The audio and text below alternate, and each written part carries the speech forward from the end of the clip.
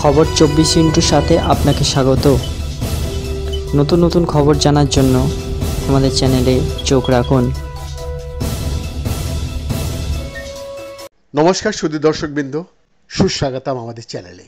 2024-এর বর্ষ শেষের দিনে ঘটনাবহুল 2024 সারা বিশ্বের মানুষদের আগামী দিনে তারা টিকে থাকবে কিনা সেটা কিন্তু সামনে নিয়ে এসেছে।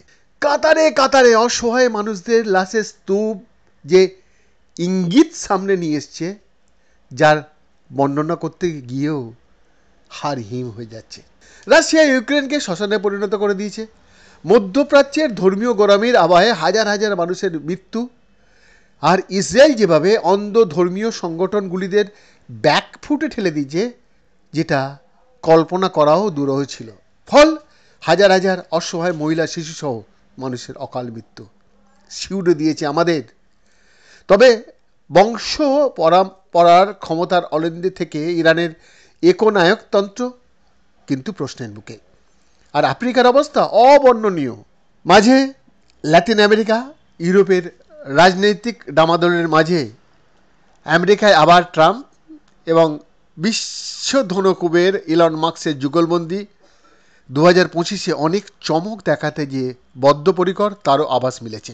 আসা যাক এশিয়ার দেশগুলির কথা মাঝে। এখানকার অবস্থা একেবারে লাল ফৌজের কাছে আত্মসমর্পণ করা থেকে তারা খোলস ছেড়ে বেরিয়ে আসতে চাইছে। তবে সবচেয়ে ফ্যাক্টর প্রতিবেশী আতঙ্কবাদীদের আঁতুড়ঘর পাকিস্তানের রাজনৈতিক ডামাডোলের মাঝেও দেশে দেশে আতঙ্কবাদী সংগঠিত অপরাধ কিন্তু চালিয়েই যাচ্ছে তারা। এরই মাঝে 1971-এ ভারতের আনুকূল্যে স্বাধীন হওয়া বাংলাদেশ বা বাংলাদেশে যে ধর্মীয় উত্তেজনা, শেখ হাসিনা ভারতের রাজনৈতিক আশ্রয় পাওয়ার পরে হয়তো সেটাই হওয়ার ছিল। কারণ যেভাবে ওখানকার সংখ্যালঘু মানুষদের জীবন জীবিকা ধ্বংস করা দিয়ে হয়েছে এবং এখন তো এমন এক চরম পর্যায়ে পৌঁছেছে যার বর্ণনা করা দুষ্কর। এরই মাঝে ভারতবর্ষে 24-এর নির্বাচনে তৃতীয়বারের জন্য প্রধানমন্ত্রী হয়েছেন নরেন্দ্র মোদী। সাথে অযোধ্যায় রাম মন্দিরের উদ্ঘাটন হওয়া সত্ত্বেও কিন্তু তার দল পায়নি নিরঙ্কুশ সংখ্যাগরিষ্ঠতা।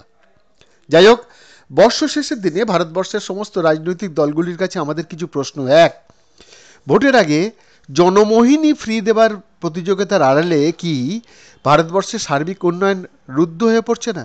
কারণ এই মুহূর্তে বিশ্বের 1 নম্বর জনসংখ্যার দেশে এই যে যুবশক্তির বিরাট গোষ্ঠী, তাদের সার্বিক বিকাশের জন্যে কেন্দ্রীয়ভাবে জনমুখী প্রকল্পের আওতায় তাদের যদি ধরে রাখা না যায়, ফল দেশে ছাই চাপা আগুন অতি সত্বর তাদের রোশনলে ছারখার হয়ে যেতে পারে। 2, ভারতবর্ষের আঞ্চলিক দল ও সর্বভারতীয় দলগুলির থিঙ্ক ট্যাঙ্কদের কাছে বিনীত আর্জি, ভোট রাজনীতির মাঝে খেয়াল রাখবেন 2024-এ দেশে দেশে বিভীষিকার দিনগুলি আর চিত্রগুলি, নতুবা সোনার ভারতবর্ষ ভেঙে খান খান হয়ে যাবে, যেটার জন্যে দিন গুনছে লাল সন্ত্রাসের দেশ প্রতিবেশী চীন, সাথে ফেউর পাকিস্তান এবং বর্তমানে বাংলাদেশ। ভারতবর্ষের স্বাধীনতার সোপান যে জাতিটা করেছিল সেই বাঙালি বাংলা ও বাঙালি এমন বেহাল দশা থেকে মুক্তি পেতে জাতি, ধর্ম, বর্ণ, রাজনৈতিক মেরুকরণ ত্যাগ করে 2025-এর আগমনের আগে শপথ নিন আর হাতে হাত ধরাধরি করে মানব শৃঙ্খল করে আওয়াজ তুলুন, আমরা এক ও অভিন্ন। কোনো দুষ্ট শক্তিই আমাদের এই শৃঙ্খল ভাঙতে পারবে না। হ্যাঁ, আমরা ভাঙতে দেব না। আমাদের সমস্ত দর্শকদের 2025-এর নতুন বছরের এক রাশ শুভেচ্ছা, ভালোবাসা এবং আশা করব সবাই এক হয়ে থাকবো আমরা ভারতবাসী। Bureau report.